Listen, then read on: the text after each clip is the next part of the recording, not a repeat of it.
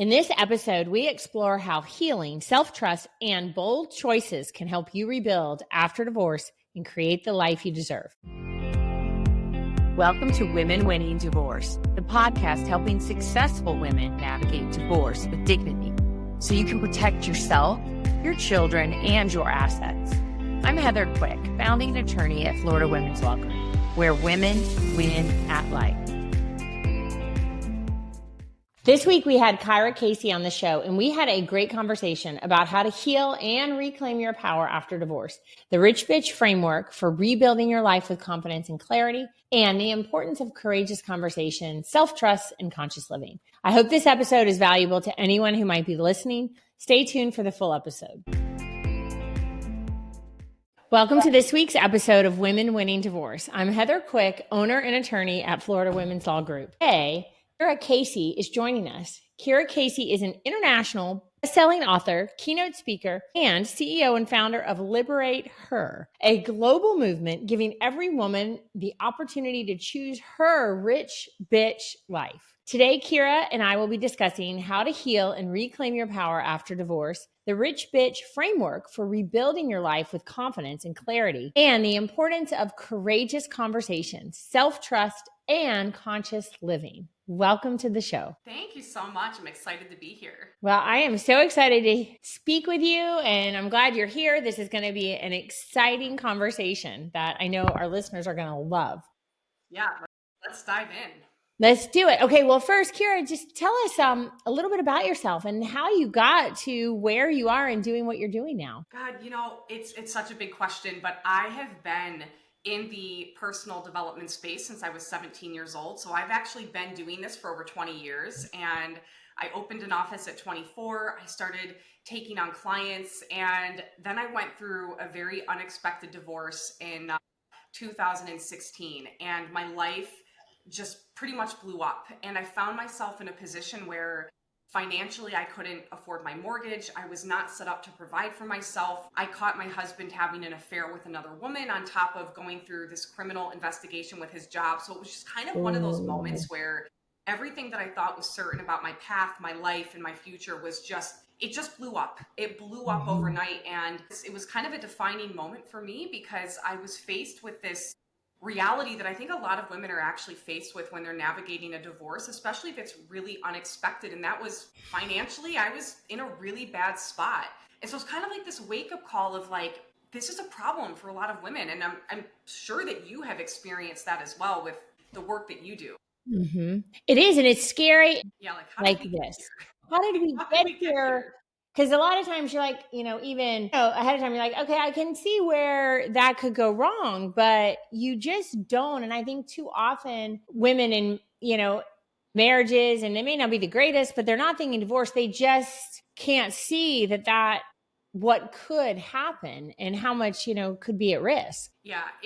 And it's one of those things where I find that when women are going through that, because, when I moved my business online in 2019, I was actually working with women who were going through divorce and infidelity. And I wanted to speak about money, and I really wanted to help women to actually create financial freedom, but I wasn't there yet. So I had to teach like what I knew and what I was able to heal. And that was, when I healed from that experience and that trauma of infidelity and my divorce, I really wanted to empower other women. And what I found was that it's this choice of, do I give up the pain of what I've gone through for something greater?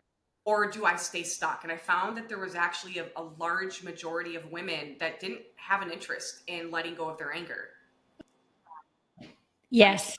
But I think it's that there becomes a comfort in it. And it is something like a security blanket. It may not be great for me, but I kind of want to hold on to it, because if you let it go, now it's up to you, right? Exactly.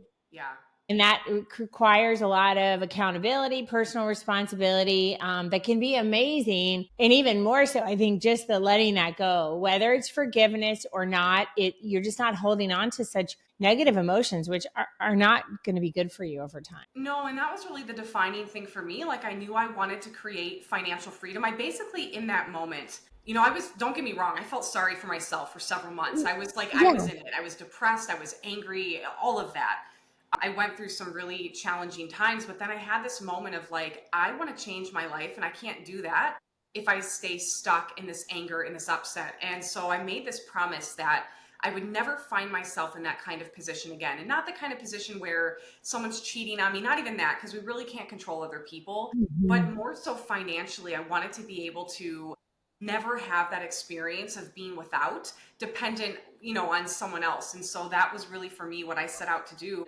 I've since taken myself from debt to creating a multiple seven-figure business and working with women all around the world. And then I did go through a second divorce in 2022. It was very different circumstances, but I found myself, in this position where I didn't have to rely on anyone outside of me. I could move myself into a new home. I was able to financially provide. And I think it's so important for women to really recognize their power to be able to provide for themselves and change their life and their circumstances, no matter what they're going through. So, I mean, and I thank you for sharing that because I'd love to just for our listeners. So you were in obviously two different situations with each Yes, divorce. very And different. so like what were you, how was it easier or better or different for you the second time because of all the work you had put in up until that point? The first time was so traumatic because of the circumstances alone that it was one of those things that there was just nothing after having lived through that. There was nothing that was ever going to have me be in a bad place like that again. It was Mhm. unimaginable. And so there was that. But the second one, in some ways the first one was easier because he left. Like he had another woman. It Mhm. was like I couldn't have kept him if I wanted to. With the second marriage, it was my choice to leave. And that was actually a little bit harder. He Oh. wasn't having an affair. We lived in a beautiful home. He had a great job, but we were so different. And I just realized that this is not as good as it gets for me. There were a lot of things that I was settling for. And though I had been actively trying to have us work on the marriage, when that was no longer an option and the door closed, I knew for Mhm. the work that I do, I couldn't remain in something that wasn't loving to me and then still do my work. And it was just a defining moment that I'm taking a stand for myself. And as hard as it was to have that conversation, there was relief on the other side of it. But it was painful because you've got to love yourself enough to walk away from something that's not a 10 out of 10 to stand for what is. And that I think is really Yeah. hard for women to do. I think so. Well, because and what do you think? Do you think we're being too selfish? That's why, or we think that, and that's why it's harder. I think there's a couple things. I think women are afraid that, it's too late in life. I think they're afraid there's a really common theme that's going around of like, there's not really can't trust men. There's not a lot of Mm, great men. And the reality is like if you believe that, that'll be your experience. And I just chose yes. not to believe that. But I also think women feel guilty. Naturally we're really good at nurturing people. And so we'll sacrifice our own needs to be able to provide for someone else, whether that's just emotionally or whatever it is. And I Hmm. just don't think women were taught how to really love themselves and value their worth. Yeah, I know. So, and I think it is true. It's hard, and so we as women go through so many different things just to get to the path of divorce, right? Just to think that that's an option and that that's okay. That is something I can do. Yeah, it's hard. Now and then, I know, from knowing a little bit about you that your sister's passing inspired you to go deeper and personally, with your mission. Can you tell us a little bit about that? Yeah, so my sister passed away 2 days before Christmas in Mm, 2021. It was unexpected. One minute we're like just getting ready for the holidays and we're talking about, going to my dad's, and the next we get a phone call and she's gone. And so everything changed with that. And, I'm my just doing the next sister one. was somebody who didn't really have a lot of self-love. She was beautiful. She was so smart. She was such an incredible woman, and none of that mattered because she just didn't love herself enough. And so she passed away from fentanyl. She was a heroin addict. We thought Mm, she was clean, and she relapsed, and then that was the last time. And so My sister was the type of woman that, she was dating wealthy men. She always had access to a lot of money. And so if she wanted something done, she could get it. If she wanted to buy something, she could. So money was not really the issue for her because she was always provided for. And what Okay. I found was that money alone is never going to make up for a lack of self-love. And so in the work that I was doing, a lot of women were hiring me to support them in growing their business and making more money. And that's great. But what I found was that your next business strategy, at least in the work that I do, is a personal one. So I didn't have an interest in teaching people how to attract more clients. I wanted to teach them how to become the kind of woman that was magnetizing everything that she wanted in her life. And so after her passing, my work evolved. That's amazing. I mean, because that's just so important. And right? Because it's just got to be more than the money. There's just got to be something else to give us that fulfillment. Well, there's no amount of money that can make up for a lack of self-love. And so you can have a lot of money, but you can be void of love. And so we're just in my community, like we want it all, right? We don't want just money in Yeah. the bank. Right. Which is great. So that leads me to this. Okay. So you have your rich bitch framework Yes. and liberate her. Will you share with us a little bit about each and what they each do? Yeah, so the Rich Bitch methodology, those are like our 9 core principles, and it's really to teach a methodology for change. And so we're in that community, that's the work that we do. And that won't, like, we have people that leave relationships, we have people that make a lot of money, they create new jobs. There's like any and everything happens inside of this community. But Liberate Her really came actually after I left my second marriage. And, that was also inspired by the fact that I was working at the time with a lot of coaches who they looked great on the outside. If you looked at their marketing and all that, they were doing really well. But what the work they really needed to do was within themselves. And so living a rich bitch life is about having it all. We don't just settle for the money, but relationship with others and with ourselves. We need to know how to have effective communication. It's about teaching women really how to lead and to lead powerfully. There's also a lot of women that are making money, but they're doing things they don't want to do. And like, we're the opposite of that. So giving every woman the opportunity to choose her rich bitch life is the mission statement for Liberate Her. And that's really about her saying, this is the 10 out of 10 that I'm going to stand for. And it's messy work. It's confronting. It's not easy. No, it's not, right? But it's worth it, right? If you get there and you do the work. It's always worth it. Yeah. So let's talk about your book, Rich Bitch Money Goals. Yeah. And you talked about the 9 principles. So maybe let's start there.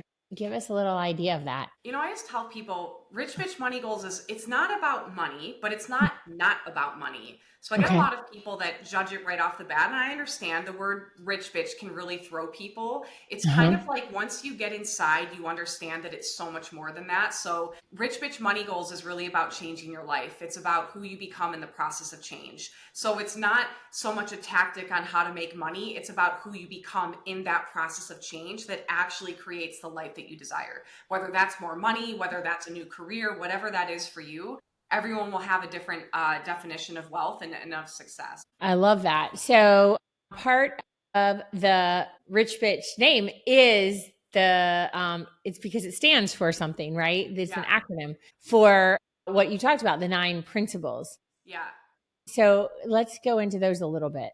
So one of the questions I was getting all the time was like, how did you create success? It's really what women wanted to know. Like, how did you make money? How did you do this? How did you go from debt to multiple 7 figures? And, a lot of times they think it was like, what business coach did you hire? It's like, it was none of that, right? It really started when I was 17 and I attended my first in-person seminar, and everything kind of compiled from there. But I looked at all the things that I did throughout the course of my life to create change, to overcome, to heal, to create the kind of wealth that I have. And I distilled that down into these 9 principles. So for example, the R in rich stands for responsibility. You've got to take personal responsibility for your current experience of life. Whether the cards that you were dealt feel fair or not, they were dealt. And so you have an opportunity to create change, but you've got to be responsible for your circumstances. That's a really hard one for a lot of people because it's easy to go, well, this person did this to me, which is why this is what I'm currently experiencing. And it's like, that might be the truth,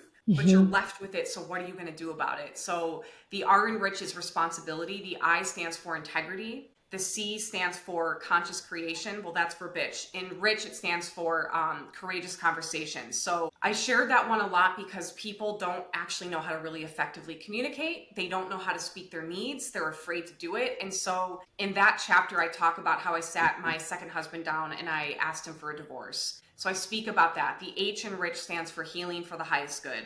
Bitch stands for a woman who believes in herself. She will invest in herself and not just the resources that are likely required to create change, but she'll also invest the time that's required. She trusts herself, so intuition is a big part of my work. That has really been a key code to my success in so many ways. The C stands for consciously creates her life, and she's heart-centered in her pursuit of that. So that's the acronym. I love that. And I think like so many, each of those could be an entire show because there's so much to it, right? So let's like, I'll just touch, on one. Let's talk about like trusting yourself because especially when you're just feeling kind of down and out and you're like, or for instance our clients, they've gone through a divorce, so now they've lost that trust in themselves because what they believe to be true, or what they believed about their marriage is not. So now, like, what are some ways to start to build there? Well, I always look at perspective. So I have a belief that might, not everyone will necessarily resonate with, but I believe in soul contracts. And a soul contract would state that every single person that we encounter in our life is supporting us in our evolution. And so how could you actually discover true love unless you know the flip side of that? It's like, how can you experience forgiveness if you don't have anything to forgive? And so I believe that there are people who are put in our path to help us grow and to challenge us to grow. And sometimes that looks like the husband that has an affair with his secretary, so you can choose yourself and walk away. So you can actually demonstrate self-love on a level that most people are actually afraid to do. So I would look at it first from like, what's the perspective that we're viewing this from? I also think, if we go to the C and bitch, which is really important, consciously create. So when I went through my first divorce and I caught my husband with another woman, there's nothing really more devastating and just, Right. it was awful, right? Mm-hmm. And so there's that conversation of how can I ever trust men? How can I trust myself to Yeah. trust men? And so I realized that if I was going to have a relationship after that or a marriage after that and feel safe and confident and secure, which is what I ultimately wanted, I would have to trust and open my heart again. And so there was a whole process to doing that. And I think it's just the work. It takes a lot of effort and energy to get there. But once you do it, you don't look back. So I always say, like, once you come into this world and you know the principles, you can't not know them, right? So then it becomes a choice as to whether or not you're going to step into it. But I think trusting ourselves is also trusting that what didn't work out was all by design. But I think there's a lot of people that wrestle with that. Well, and I think that's hard because then it does take into account your other principles because, we can, and I know you've heard this and I'm sure you said it, right? Things happen for us, not to us. And if you can twist it, even as bad as it is, right? When there are things that are really, really terrible. But if you can change your perspective, because that's in the past, what happened. And then now the reality is, who are we, right? After having, been through something difficult. Yeah. But it takes a lot of looking at ourselves and standing up, right? Owning who we are and how we behave. Yeah, and I think there's a lot of women that don't actually know who they are once they go through a divorce. At least this has been Yeah. something I experienced this, and I had a lot of clients that were like, I don't actually know who I am without this person, right? You build a life together, there's traditions that you have, and I think a lot of women just naturally never really discovered who they were independent of someone else, whether that's the title of mom, sister, friend, wife, girlfriend, whatever that is. And so I find that for a lot of people going through divorce, especially for women, that's something that they're in the process of discovering. I agree with you. I have talked about this a lot with other guests on the show, right? Because you have your identity wrapped up in who you are as in maybe that's as a wife or as a mother. And when that goes away, and a lot of times, especially here in Florida, I mean, it is becoming more popular, I think, across the country. Florida is probably late to it, but more of an equal 50-50 time sharing. For women who have been the stay-at-home mom as their identity, that is really difficult. It Yeah. is really difficult. And I don't want to minimize that, because now they've got to really figure out who they are. And it may have been years since they really tapped into this wonderful part of themselves, but that who was someone separate from that. And I know that many women really are challenged by that and struggle with that after a divorce. Yeah, there's nothing easy about it. There's nothing easy about going through that, facing that, working to overcome that. How do you, you're creating a new normal for yourself. That's what's hard. Because there's not just one way to heal. And to say healing is, as we know, easier to say it, and you've got to, go through it and get there. So how do you help women with that? Because I know I it's like tough.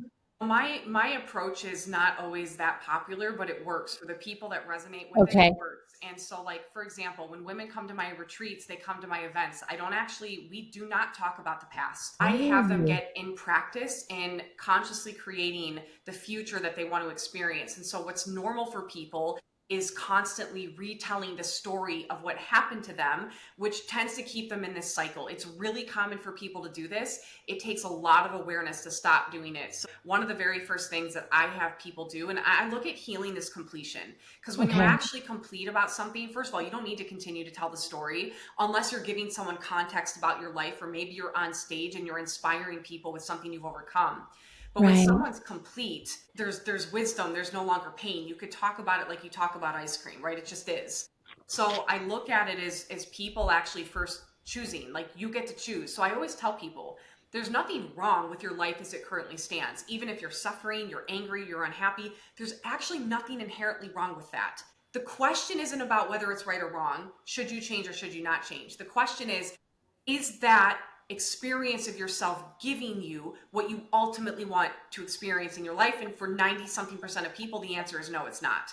And so that's when they get to choose. Despite what's happened to me, despite my pain, they're justified. Their feelings are completely valid. So it's not about valid or not, justified or not. You're completely valid and justified to be upset. Is it giving you the results that you ultimately want? And that's where people have a defining moment to choose. And I say to choose is to select freely and after consideration. And that's a really important aspect of this, because when you're choosing, you're in your power. You can't be a victim if you're choosing. Which is so important, because I love everything you said about that, and that is so powerful, and it resonates with me very much, right? Because that story, the more you tell it, the more sometimes almost power you give to it to remain that person in that story, but also the just the freedom to leave that behind and become who you're really meant to be, or your full potential, like really what's available for you. Yeah. All right, so let's talk about investing in yourself as our I, because that means so much to a lot of different people, and I would love just to understand, how you coach on this, how you teach on that one for everyone. Yeah, investing had to go in there because everything again about Rich Bitch and the principles of that was me sitting down going, what has changed my life? And so when I was 17 and I was gifted this in-person seminar, it was like Friday, Saturday, Sunday, 9 a.m. to midnight. I was the youngest person there. I had to invest my time to be there. And so people know how to do things that are going to make a difference for them. And if you don't know, you could go to Google. Like, it's very easy to find something that you could actually do, but it's going to require you to maybe trade your Netflix for your time and attention into something that is going to support the change that you say that you want to have. And so also a lot of times it requires resources. And so do you trust yourself enough, if you have the intuition to do something, to invest in yourself enough? But it was also important to have in there, because if you're going to invest in yourself, you're saying, I'm worthy of investing in. And it actually, a lot of people aren't there yet. They don't necessarily feel Mm. worthy of investing in. So it was one of the principles that absolutely had to go in there, because if you're going to change your life, then you're going to have to invest the time to do it, and likely resources to support you in getting there. Yeah. And, as I go through like this whole list, just like you said, none of these is talking about money specifically. Right. It's talking about, this is my percent, a way to live Yes. and Yeah. a It's way a to be. lifestyle, not a trend. Rich bitch is a lifestyle. and it's an everyday thing. And so it's not talking about money in those acronyms. Obviously, once we get like later into the book, I'll share certain ways of how I created things, and I have different discussions around that. Even like sales, right? There's a chapter in the book called ABC. So the number one rule in sales is always be selling. But I switched it to say always be convinced. Because if you're not even convinced on what you're selling, you're gonna have a hard time to sell it. If you're not convinced in who you are to do the thing, then this is why your next business strategy is a personal one. I love that. And I can see from when this becomes your way of living and you live like this, you set yourself up for success financially in whatever venture occupation you're going after. Yes. Let's talk a little. I don't know, which one's your favorite? That's probably not a fair question. Oof, Or your favorite one to talk about, maybe that you feel like I is your love them favorite. all. They're all so important. I always say it's kind of like if you're baking a cake, you could bake a cake and miss like an ingredient in there, but it's probably not going to turn out so well. So I look at the acronym like you're baking something, and if you want it to be really really good, you need every acronym in there. So, but I recently, this is the second edition of the book, and I will go to one of my favorite chapters, which is on pleasure. And I added it because it was missing in the first one. And when I went through my second divorce, I really started prioritizing pleasure. And I didn't go on any dating apps. I was not interested in doing that. And I just happened to attract this man that really opened me up in a way that I had never experienced before. And I found that the more I was experiencing pleasure in my life, the more money was flowing into my bank account. So that, like, I would go to a chapter of mine that's a favorite and say pleasure is one. I mean, I have several, but that is definitely one. And I'm sharing that because I know there are a lot of women that are void of pleasure, even if they're married. And sometimes it's their sex life where they're not experiencing pleasure and they're settling for that. And I think it's so important that we experience our pleasure. It's there for a reason. I love that. I wanted to talk a little bit too about integrity. Yeah. Because I think, that is important. Like what you say, not about chasing every impulse and how you show up.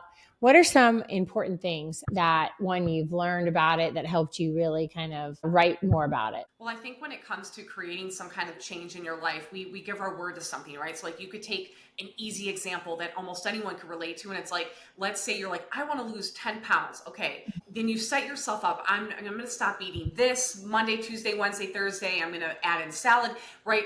Integrity is honoring your word. However, I've had people ask me this question. Well, then how do you speak to integrity if you've gotten divorced? And here's what I always say. Integrity starts with self. And so for me, it would be out of integrity to stay in a marriage that is not giving me what I ultimately desire and deserve and need. And so I'm not going to stay in something. If that person is unwilling to do the work with me, that would be out of integrity for me.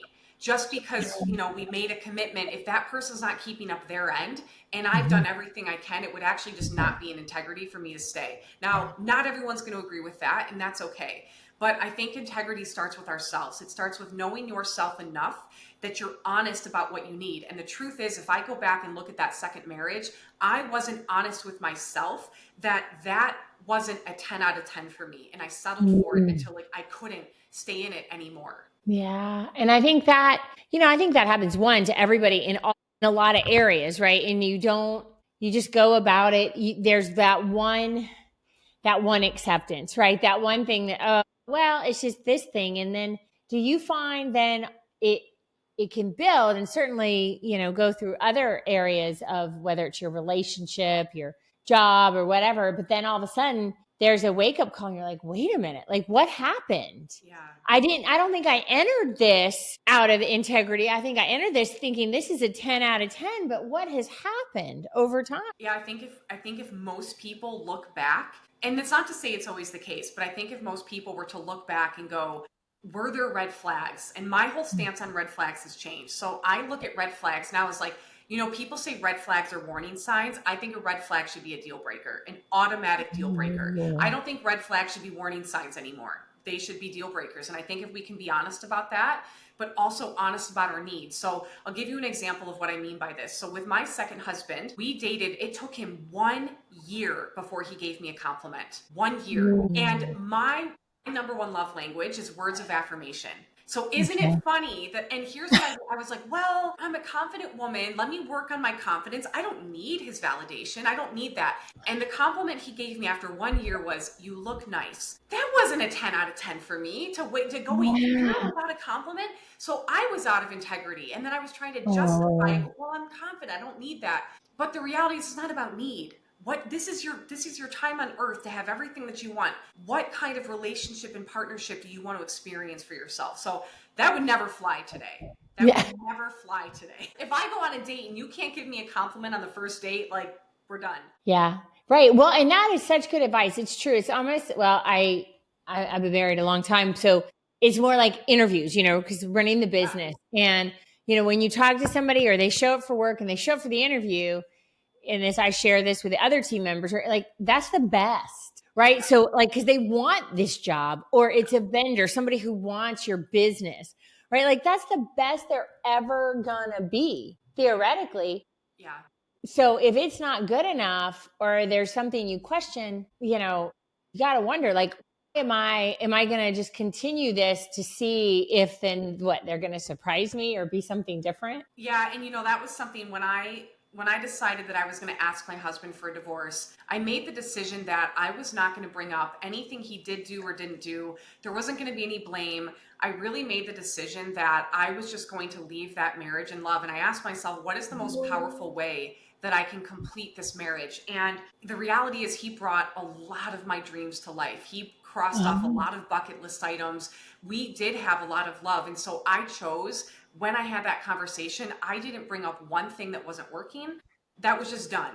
And I just left with as much love as I possibly could. And it really was a powerful experience to do it that way. That's amazing. I've never, well, maybe I have heard anybody say something like that, but not quite like that. And I really appreciate that, because that goes back to, with integrity, and the way you left that was your choice. But what a great way to do that. And really it's out of respect for what you guys did have, and for him as a human Yeah. being, even though he's not your person anymore. Yeah, and it was also, if you take the R and Rich, that was me taking responsibility, that I settled for things that I could have said, that actually isn't good enough for me. I Yeah. chose to settle. He was who he was, and that Uh-huh. was on me to say this works for me or it doesn't. And I tolerated it until I was like, this isn't it. So there Wow. wasn't Yeah. really anything for me to actually be mad at. That's beautiful. And I think that a wonderful thing for someone coming out of a relationship to at least hear. And I'm sure it takes, I'm sure you've had from people who've worked with you or come to your seminars. Not everybody's ready, but hopefully by hearing it, they get there at some point, because that responsibility and personal responsibility for, kind of everything in your life and who you are and how you react to it, I think is very important. Well, and I think too, that's why it's really important for women to start to know, what is it that you actually want? Like, who are Yeah. you independent of all your titles? And a lot of women are in process of discovering that. So when I went through my first divorce, afterward, I wrote she without he, because it was like, who are you without him? I wrote that because I didn't know the answer for myself. I had to go on a journey to discover that. And I think a lot of women are in process of that if they choose to be. Yeah, and I think that is a very worthwhile journey that can be very hard and painful, because, when you first think, you just don't know. So you really have to search and do Yeah. that work. Yeah, absolutely. Now, let's just talk one more thing, heart centered. I really want to just touch on that, because I love that part of the a rich bitch is heart centered. And so what does that mean? Yeah, so the H in bitch stands for heart centered. And I had to put that in because there's a lot of ways that you can make money, just like there are a lot of ways that you can experience yourself in a relationship. And so the work Mhm. that we're doing here is like, if you're going to create success, if you're going to scale your business, if you're going to have success in a relationship, then it's important that you're doing it from your heart, which is your greatest truth. So I would say your heart should be your true north. It should be your compass. It will never steer you wrong. It's not always easy to listen to it because it's honest, and sometimes the right thing to do is the hardest thing to do, but it is the thing that provides us with, the greatest experience of wealth and of ourselves. And so heart centered was all about really honoring your truth, but also honoring others in the process. And so even just like a way that would look in terms of business would be, there are times people want to come into an offer and I know that they're not a fit. They could pay in full, but if it's not a fit, then that's not actually going to serve them. And it would go against the H and bitch if I were to take them on just because they can pay. Always lead with, is it good for me? Is it good for them? And if it's not, then I know there's someone or something out there that's going to be better aligned for them. And so I just think it's really important that we're actually leading with our heart in whatever we're doing. That's also why I asked myself that question before I sat down with my husband, like, what is the most powerful way I could complete this marriage? Like, what would that actually look like? And I just got curious about what I would want for that to look like. It is, and it's a good question. What advice would you give to the women listening, maybe who are in the thick of their divorce and really feel like their life is over? Well, that part of your life is over. And I would say don't cling to it. Just face it head on. Like, that part of your life is over and it's painful. You are severing an energy that was very familiar for a long time. And so you're going to have to take the C and bitch and consciously create a new life when you have the readiness to do so. It's hard. I think it's okay to acknowledge that it's painful, but don't get stuck there. Right? You're either going to get stuck there and life is going to keep moving forward, but you're going to be in the past of an experience that's already done, and you'll keep replaying it in your mind. And if you replay it in your mind, you replay it in your body. And so there has to be a point in which you choose to move forward. And that's always easier said than done. But I would like to think that I and other people have really shown what's possible no matter what circumstances that we have gone through. So I would say keep going. Don't get stuck. And I would say surround yourself with the kind of people that are living a life that you want to live. That's a very good tip, right? Who aren't trying to just reminisce and retell and live in the past. Totally. Yeah, out of that. Now, what do you wish women knew sooner, maybe about themselves, about divorce, or about starting over? God, I would say your intuition is your greatest superpower. And I believe everybody has access to their intuition. I've had a very open channel since I was a child. And I think the only reason that women turn that off is they stop trusting it. They stop honoring it. And if you trust your intuition, it's going to support you in actually having experiences that are the ones that you want. And so you will avoid maybe a little bit more of those heartbreak moments. But I would say trust yourself, work on trusting your intuition, work on hearing it and cultivating a relationship with it. I love that. And I agree with you 100% about the intuition. Kyera, before we go, our show is called Women Winning Divorce. And I would love for you to share what winning at life means to you. Winning at life for me is being free. It is having gone through tremendous pain and being able to look back on it and being so grateful for it, not wishing anything were different, but actually recognizing that every challenge, every painful moment, every heartbreak was actually gifting me an opportunity to grow and do bigger work in the world, and to also then redefine what my standards are when it comes to relationships. My standards are high for the men that want to be in my life. And I can tell you that that has really attracted the most incredible human beings into my world. And I'm just so grateful to now feel the kind of love that I do in partnership. And I want all women to have that.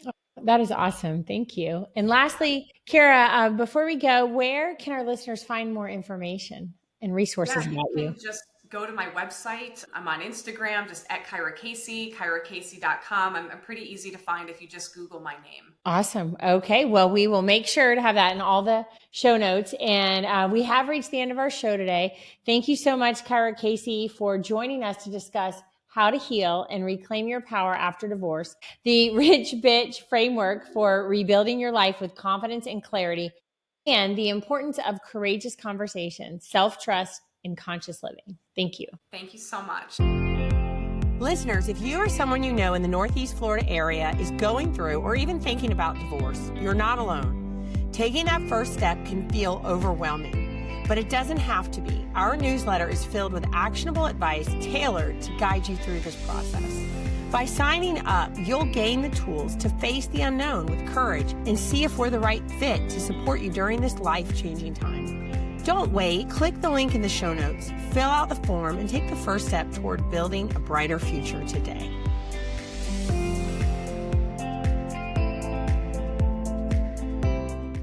This This podcast is for informational and entertainment purposes only and is not an advertisement for legal services. The information provided on this podcast is not intended to be legal advice. If you have a legal issue, please contact an attorney in your local jurisdiction. The views and opinions expressed by the hosts and guests are solely those of the individuals and do not represent the views or opinions of the firms or organizations with which they are affiliated. This podcast is available for private, non-commercial use only. Any editing, reproduction, or redistribution of this podcast for commercial use or monetary gain without the expressed written consent of the podcast's creator is prohibited.